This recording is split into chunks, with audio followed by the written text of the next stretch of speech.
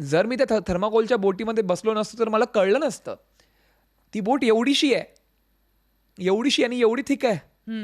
एवढ्याशा बोटवर जर मुलं जात आहेत रोज आणि 40 फीट डीप पाणी, त्यांना पोहता पण येत नाही. जर या सिच्युएशनतून ते जातात, रोज शाळेत जातात विदाउट थिंकिंग ट्वाईस, तर मला असं वाटतंय आपण एकदा पण विचार नाही केला पाहिजे अशा स्टोरीजला पंख देण्यासाठी. मग आम्हाला काय करायचं होतं, ते ऑलरेडी हिरो आहेत, आम्ही फक्त नरेट केली ती स्टोरी. मला काही एक्स्ट्रा माइल करायच नाही लागला, मला फक्त ती लाईफ जगायची होती.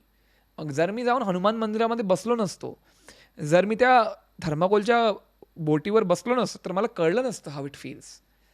तर आय थिंक लोकांनी ते एम्पथाईज केलंय माझ्या थ्रू, माझ्या टीम थ्रू. ते एम्पथाईज केलंय की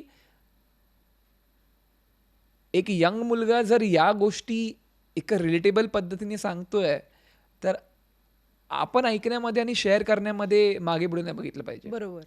so I feel it's very authentic. जे काय झालं एकदम ऑथेंटिकली झालं, ऑर्गॅनिकली झालंय.